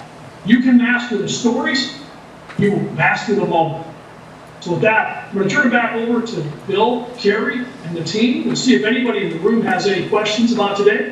If not, I will turn the microphone back over to my esteemed colleague, Eric, to be able to take you into the final turn of the last lap of today's presentations. But I am so glad to be here. You have no idea, to finally get out and to be in front of people is just, it's so rejuvenating. To sit behind a computer and do virtual, WebEx sessions, one after the next it's challenging, but we've made it through that period, hopefully, knock on wood, and I'm just really, really glad to be here.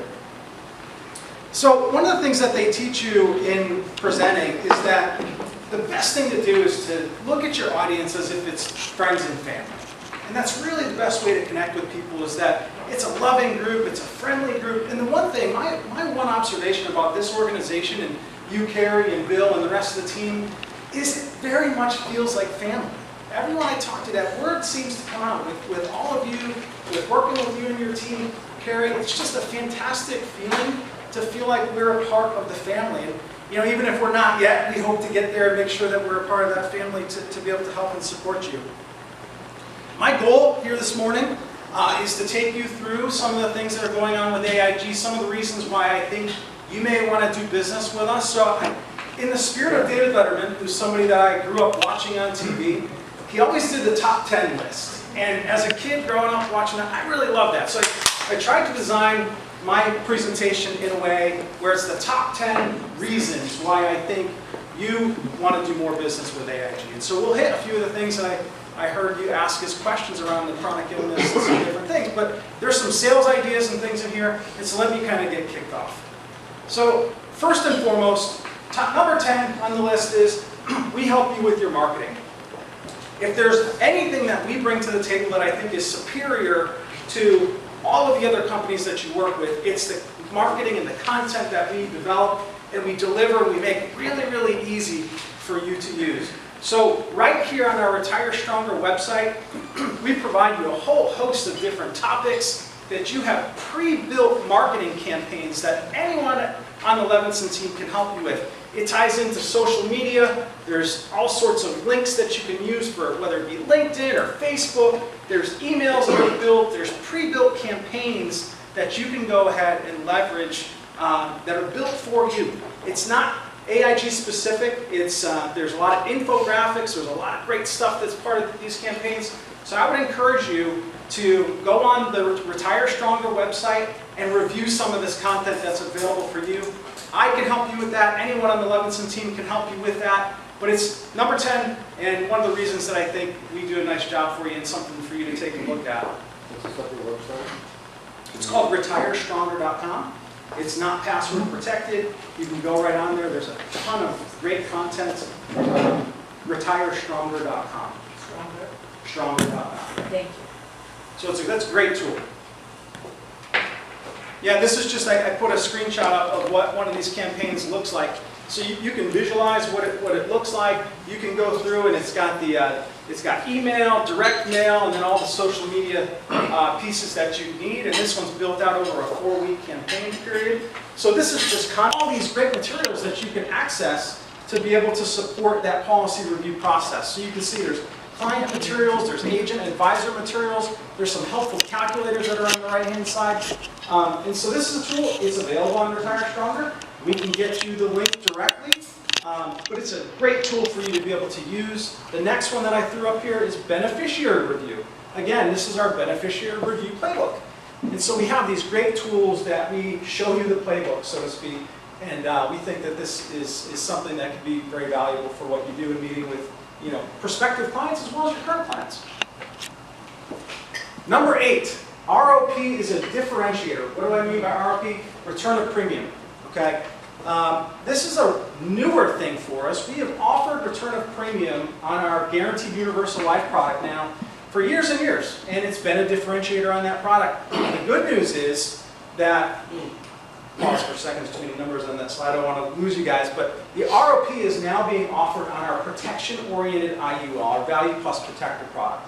The way it works is you can offer your client 50% of their premiums paid back in year 20 of that contract, or 100% of their premiums paid back in year 25 of that policy. There's a 60-day window during those 2 times where you can offer your clients half of their money back or all of their money back if they've paid premiums over that period of time. It's a real differentiator. We are one of 2 companies that offer that without requiring, there's no fee for it, there's no premiums for it, it's just an option on your Value Plus Protector product. The premium is not higher for that? It's not higher for that at all. Us and one other company are the only ones that offer it. There's one other company that has it, but there is a premium to be able to access that for that product. I'm used to paying more for that, yeah. So this is a big differentiator for you guys, and I'll show you why. I'll tell you a couple reasons why. First off, this is a case study here. We have Glenn. He's a 40-year-old, and he plans to sell his business when he reaches retirement age. What we could have done for Glenn is we could have put him into one Value Plus Protector policy for $1 million that's guaranteed to age 74 with, you can see the annual premiums up there are just shy of $8,000 for 15 years, and you can see the total premiums paid. What we can do for Glenn is rather than set it up that way where it's one policy, what if we did 2 policies? We made each one $500,000, and you can see the values up there. The premiums are just about half for each, maybe a couple of dollars more. But what this does is it gives Glenn so many more options in terms of if he sells his business and he no longer needs that protection anymore, he can keep $500,000 in one of the policies and he can decide to turn the other one in with that return of premium and get all of his money back. Another way to look at this is you have the ability to offer a client death benefit as well as chronic illness, if it's appropriate, protection for 25 years and then be able to give that client all of their money back if they need it. Whereas on the other side, let's say that the index performance is great. The 20 or the 25-year mark where the ROP functions can give you a great opportunity to sit with that client and review how has the policy done. Are there options that we need to look at? Do we want the return of premium? Do we want to keep this going? Do we want to 1035 into a different policy? So the return of premium is really key. The one last idea I would give you on it is for years and years, you know, people have been asking, well, what about return of premium term insurance? That seemed to be a hot thing for a while. This can operate just like that, except now, rather than it being a term policy, you have a client in a permanent plan with an ROP option that kicks in year 20 and year 25. And I'm going to tell you in a couple of slides here that this Value Plus Protector product has just been repriced July 25th. It is about as competitive as it can be for a low-cost, death benefit-oriented index product, and it's got strong guarantees and it's got strong cash value, and I'll show you that in a couple of slides. So that's why, from a return of premium standpoint, you might actually be able to get return of premium coverage for less premium on this permanent plan than you would on a term policy. Is that only chronic illness, or is it full living benefits? Is Just chronic, we can offer chronic illness on this but product. not critical, not terminal? We do. Terminal is automatic. Okay. The only thing that we don't have is the critical illness. And what rate is that accumulating at? This one here, this client we had as a preferred, I believe. Yeah. What does it illustrate at, though? This is illustrating at 5.99 right now. Yeah. That's our current illustration rate for this index, this product. Great question. All right, May I ask a question? please. What if he decides to keep his policy after age 74? His premiums will go up? No, this is a level premium. And actually, the way we have this structured is it's a 15 pay. So it's pay for 15 years and then you get the guarantees to age 74. And I don't know how long this carries on the current side, but I think it carries all the way out based on the assumptions that we made for this. So yeah, they can decide to take their return of premium and surrender the policy. They can decide that the index performance has been tremendous and there's a ton of cash that's been built up in there, and maybe enough cash to actually start taking an income stream and keep the policy going thereafter. So many options that this return of premium rider gives you that other IULs that are out there don't offer that. And so this is a nice additional benefit. So what is guaranteed to age 74? What piece is guaranteed to that? So the guaranteed age 74 is literally the death benefit is guaranteed to age 74 based on the premium that they put in. So based on the bottom there, the $4,116 for 15 years, we've guaranteed this coverage, the death benefit of this, to age 74. Anything that's after that would be based on current values and the way it illustrates and so forth at 5.99. Yeah, great questions. One more question, please? Yeah. Sorry. So they would need to continue contributing if they wish to have the guarantee go beyond age 74. So, and we don't have some of that detail here, but But this the is cash the within the policy will pay for itself until it depletes. bingo. But Yeah. if they don't want that to deplete, they would just need to continue their contribution. No, in this case, this is fully funded in 15 years. This is a short pay. So in 15 years, we've paid $41.16 for each of those 15 years.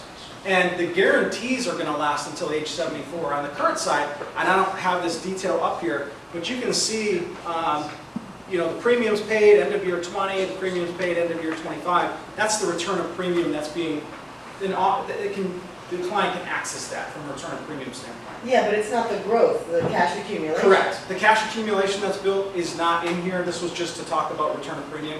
But we could certainly run you an illustration that mirrored this, so you could see the way that the cash grew. But for this purpose, we just put the guarantee to age, not the how long does it run on the current side, if that makes sense.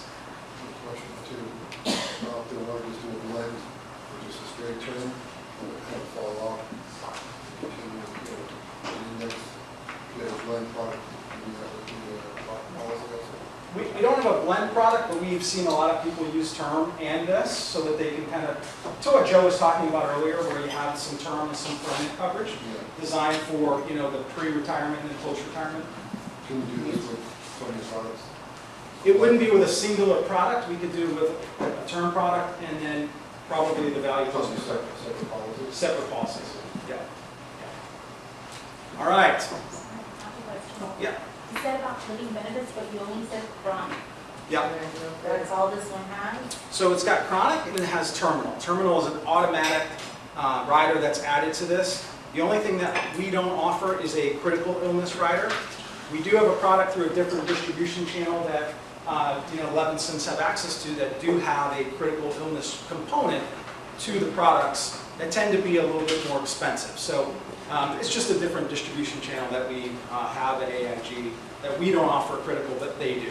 Okay. Yeah, that might have been confusing. No, I just want to kind of clarify it. Yeah. Thank you. So this next sales idea is something I call expanded standard every time. And the reason I call it that is because on our permanent portfolio, so our GUL as well as our 2 IUL products, on the underwriting side, we don't have a table A or a table B rate class. And so what do I mean by that? What I mean is, in this particular case example, we had a client that came in looking for 25 years of term insurance. We looked at the case, and from an underwriting standpoint, we offered a table B rating on that case for term insurance. So we said, you know what, because we have that expanded standard program, let's look at what the premiums would cost this client if we were to move them over to the Value Plus Protector product. So you can see on the left-hand side, this was what they came in for. They actually applied for standard. We offered a table B. The premium on the table B was $42,000 and change. We flipped it over to a Value Plus, and this is an actual case, by the way. We flipped it over to a Value Plus Protector product. We were actually able to get to the standard class because we don't have table A or table B because of the expanded standard. And look at the premium savings there. It took the client from, on the term side, they'd be paying $42,000, and then on the permanent side, the premium actually came down to $36,000, and it runs 33 years on the current side, 22 years on the guaranteed side, and you can see the cash surrender value in year 25, for example, is over $500,000, and then you can also see the target premium. This would pay quite a nice commission for simply doing the right thing for the client, taking them from a term sale to a permanent sale. You've moved them up from a table B, which most clients don't love, to a standard class, which a lot of clients can accept. You've saved them premium. Your policy is going to last longer. It's permanent, so they keep the option to be able to keep it going after this. And it's paid a nice commission in the end. And so when I say expanded standard every time, I mean any case that you have, especially a term case that's got a mild substandard rating to it, I would suggest to you, run the numbers on our Value Plus Protector product to see if we can do better than what that term premium would look like. And I would argue that quite often it's going to look pretty good, especially with that reprice that we just had July 25th. All right, that's expanded standard every time. The next sales idea I'm going to tell you about is something that I call Yes Sir. So a little bit of explanation on what SIR is that's something called our Select Income Rider. So when you think about life insurance, most of you probably think about a single lump sum death benefit that gets delivered to a beneficiary, right? What Select Income Rider does is it sort of changes that into an installment payment to a beneficiary.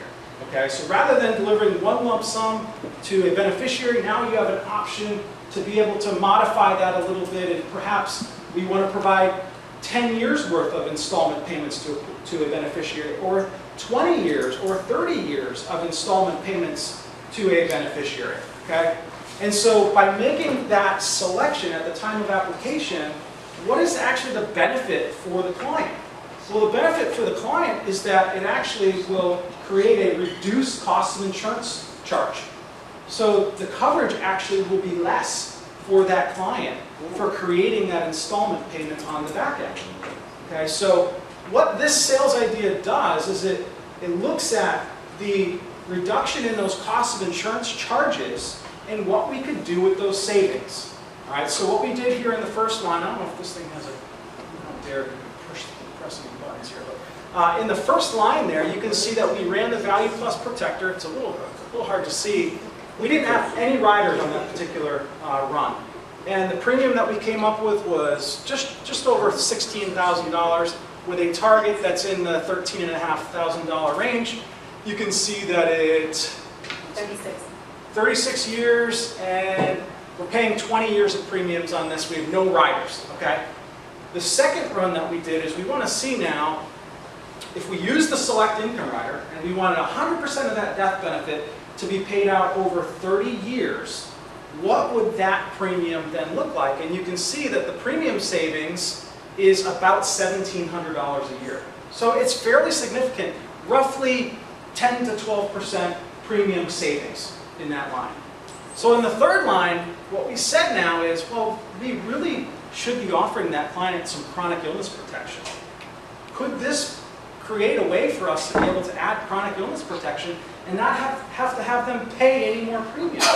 And so what you can see in the third line there is that we ran it again, same individual, and now what we did is we added both the select income rider, 100% of that death benefit, paying it over 30 years, and we added the chronic illness protection. And what you can see is that the premium level is actually still less with the chronic illness protection than it was with none of the riders in that first line.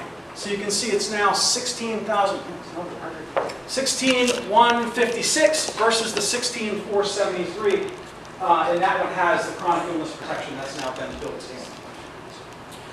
This is how we've seen it get sold quite often on the Value Plus Protector. The easiest way to think about this is, what if you could find a way to offer your client chronic illness protection and it wouldn't have an additional cost to it? Would that be a valuable thing for you and your client? And we're seeing a lot of great cases because of that. Then if you flip the script and you talk about an accumulation product, like our Max Accumulator product, the way we're seeing it be done is that because there's a lower cost of insurance charge by choosing this select income rider, we're able to get better accumulation values and we're able to get better distribution values out of the Max Accumulator. And so you think about a LERP sale, for example. You know, the death benefit is not always the primary thing that people are thinking about as it relates to, you know, using life insurance as a retirement plan. They're very focused on, what does this do for me during my lifetime with the accumulation and distribution? And by adding that select income rider, you actually will get better values out of that Max Accumulator product than you will if you don't have that select income rider at all.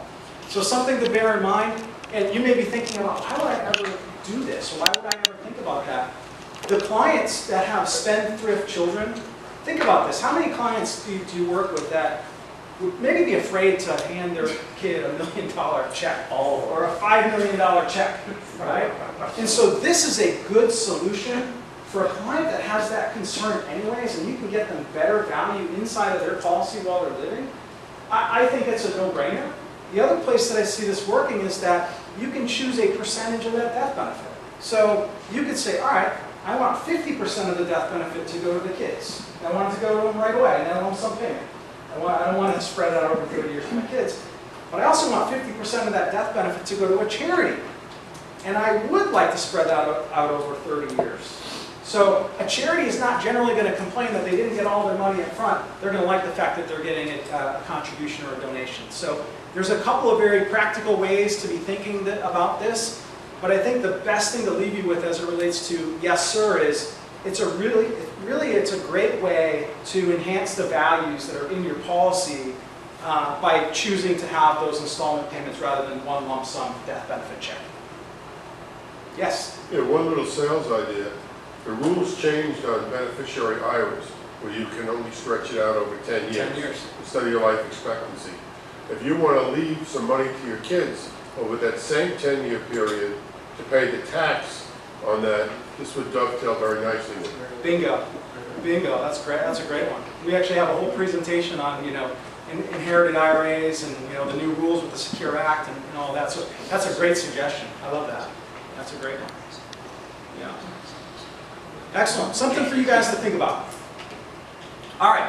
From an educational tool standpoint, I think we're one of very few companies that offer this. And I just took a couple of screen grabs of this. But this is a tool that I think is remarkable.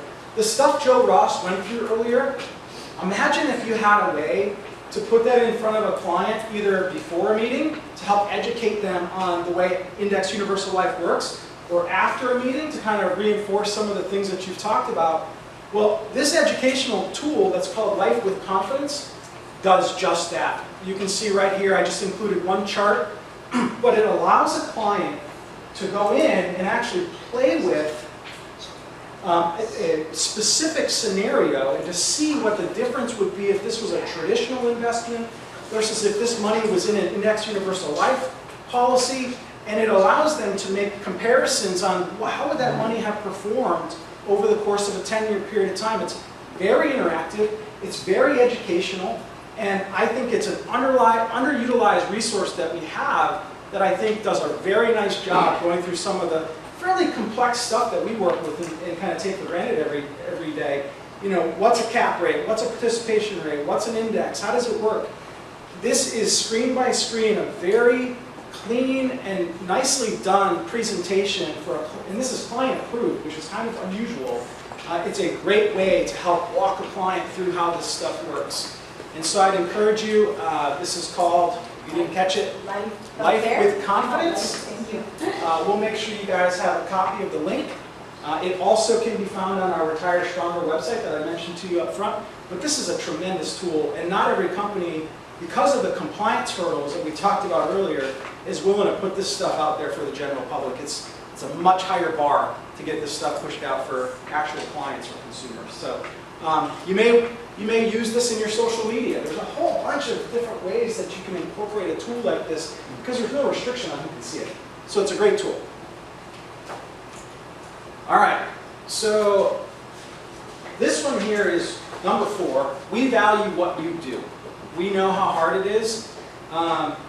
Especially probably this year, we hear all the concerns with underwriting and time service, and we get it. It's not been the cleanest year, I think, across the industry, for sure. You know, you guys have great advocates here when things go sideways. You know, Carrie calls me up when we get things done when we need to. But one of the things that we have incorporated this year is some things for all of you. And there's one other that I'll add here. So we have had a pretty big year in terms of how are we making the commissions and the target premiums more robust for all of you. And all of this stuff has happened this year. On those 2 product rollouts that we had on July 25th, we increased the target premiums on Max Accumulator by 20% on average. That's significant. And I actually worked on a case recently where we looked at what it was prior and after, and it was a 33% increase in target premiums. So we've made some major enhancements there. On the Value Plus Protector, the protection-oriented IUL, they've gone up about 5% on average. And then if you go down one level, we increased the street level 10-year term comp by 10 points. That's the street comp to all of you.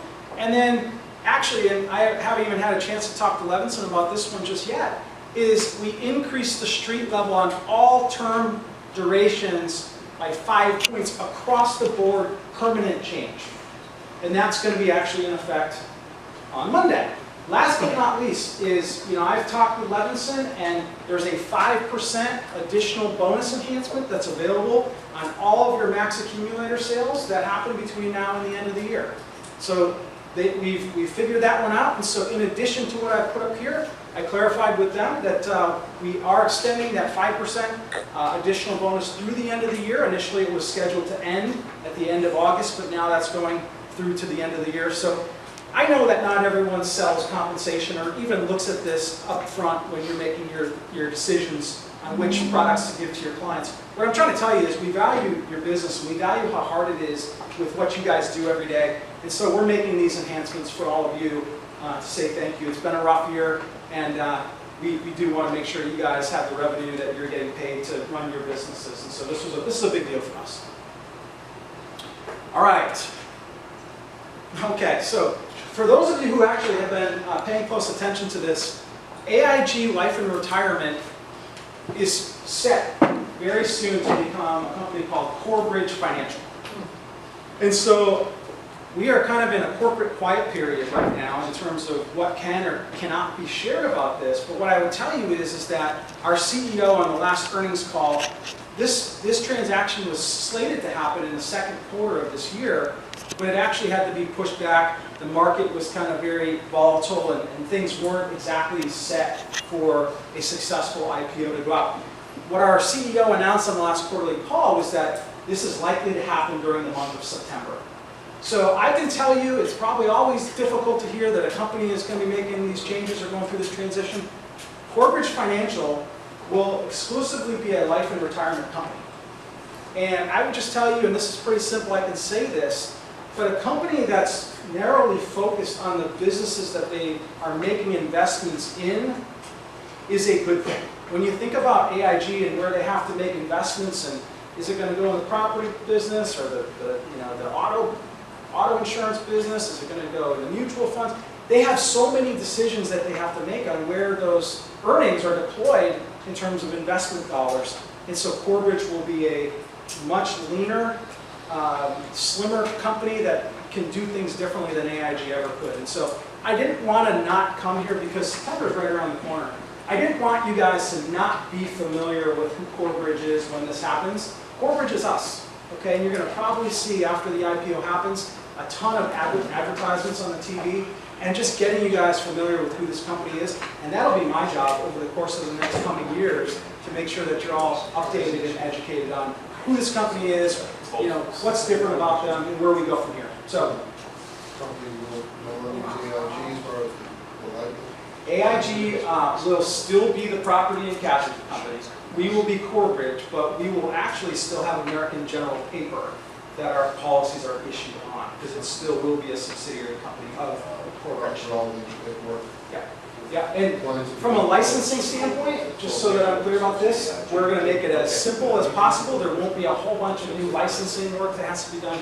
That'll transfer over smoothly and to make your lives much better. Or is that all going to be rebranded? I don't know if it'll be a new brand. I think it'll be the same technology behind the scenes. It might have a new name that aligns more with Corebridge. But we think it's a pretty good tool. There's some enhancements that are scheduled for it after the IPO happens that they're kind of waiting for. But it actually is a pretty good tool from what we hear, and it does need a few enhancements here and there, but a good question. Do we all get in on insider trading as agents? Oh, absolutely. Did you guys do your training? Yes. Come on, get in line, pal. Yes, The people in this room. Yeah, I'm trying to be safe with my comments here. So will our contracting just kind of parlay? It'll carry right over. Or do we have to There'll be nothing that you need to do. so we don't have to recontract? I think this is more behind the scenes, isn't it? Absolutely. The policies will still say AIG. That's right. We can still market the AIG name.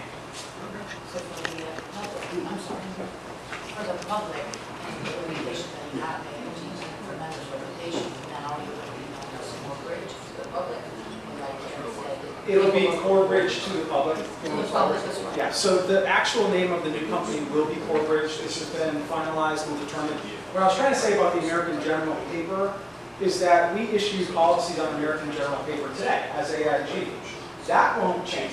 The American General paper that we issue policies on will still be the same after we're Corebridge. So you'll kind of have the best of both worlds. You'll have a new brand, and there will be, I can't share too much, but there'll be a lot of exciting stuff around Corebridge and where it makes its mark in the industry. It'll be a little different than AIG. AIG is a great company, but it will be a little bit different moving forward. And I think there's some stuff there to get excited about. So I couldn't not bring that up because September's right around the corner. If that happened, I didn't share that with you, I'd be a little embarrassed. 20 years to separate this division of the AIG as a division. That's right, yeah. I mean, I hate to even make comparisons because I don't think there's another good one. Other companies have done that, and maybe it hasn't gone so well.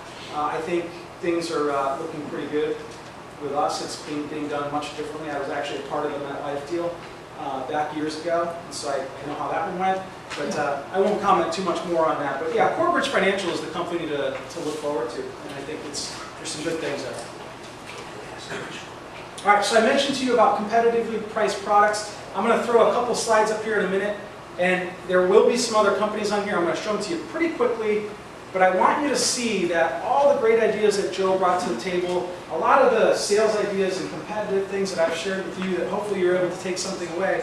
I'm not asking you to sell products that aren't competitive, okay?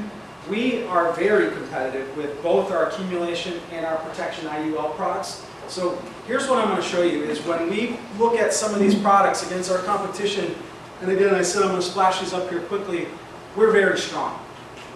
This is a full pay scenario using our Value Plus Protector. This is running it with the lowest premium necessary to keep that death benefit in force and going. And you can see it's a pretty strong stable of companies that's up there that we probably compete with every single day. So there's the full pay, there's the 10 pay, and so you can see we're right at the top of the board in both of those scenarios. And I think we've got a very interesting story. I'm sure you guys have tools with Levinson where you can look at where we shine. But these new products that just rolled out on July 25th, just a couple weeks ago, are complete game changers. So the last thing I just want to mention, the number one on the list is you've got a great team. Whether it's from an AIG standpoint, with myself and Joe and Stephanie Sladek, who's my internal, and our case management team and our licensing team. We will work hard for your business. And with the folks that you work with at Levinson, I mean, such classy people. We work so well together. We love working with Levinson. You heard Joe has 30-year relationship with you guys? 35. 35-year relationship with you guys. I would argue that we have a strong team collectively between us and Levinson, and so I'm up here humbly asking for your business. I think there's some great opportunities for us to do that. I'm so glad to finally get a chance to see you all in person. I look forward to doing these things again in the future, but hopefully you guys were able to take away something that was useful for you there. And feel free to reach out anytime. You can call me direct. You can funnel things through Levinson. We're here to help you. That's our job. So please use us for that. And I thank you very much for allowing me to speak to you today. Great job.